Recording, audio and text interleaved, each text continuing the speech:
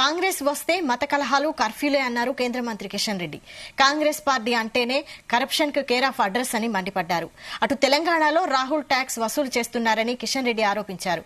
కోట్ల రూపాయలు ఢిల్లీకి పంపుతున్న రాష్ట్ర నేతలు కాంగ్రెస్ తెచ్చిన మార్పు ఇదేనా అని ప్రశ్నించారు. ముషీరాబాద్ నియోజకవర్గంలో కిషన్ రెడ్డి ఎన్నికల ప్రచారం నిర్వహించారు.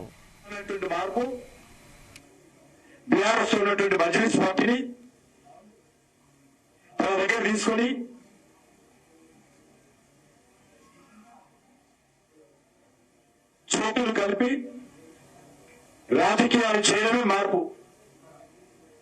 ఎంఐఎం రౌడీజానికి గుండాయిజానికి మద్దతు ఇవ్వడమే మార్పు.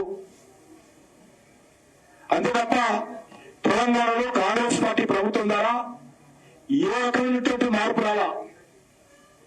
బీఆర్ఎస్ ప్రభుత్వం ఏ రకంగా ఉందో ఈ ప్రభుత్వం కూడా అదే విధంగా ఉంది. ఏ హామీలు అమలు చేయరు, ఎక్కడ కూడా తేడా ఉండదు. పేరుకేమో రెండు పార్టీలు శత్రువులుగా అనిపిస్తాయి, కానీ ఈ రెండు పార్టీలది ఒకే మాట ఒకే బాట. ఈ రెండు పార్టీలు కూడా మజ్లిస్ పార్టీకి కొమ్ము కాసే పార్టీలే. మేము అనేక రోజులుగా చెప్పాము, బీఆర్ఎస్ పార్టీ కానీ కాంగ్రెస్ పార్టీ కానీ ఎంఐఎం పార్టీ కానీ మూడు ఒకటే. ఈ మూడు పార్టీల డిఎన్ఏ ఒకటే. ఈ మూడు పార్టీలు కూడా మెజార్టీ హిందువులను అవమానం చేసేటువంటి పార్టీలే.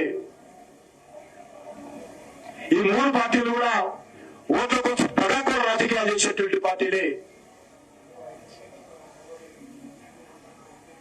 ఈ మూడు పార్టీలు కూడా ఒకే ప్రాణముఖలే.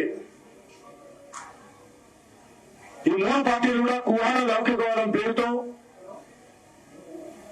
హిందూ వ్యతిరేక ద్వేషాన్ని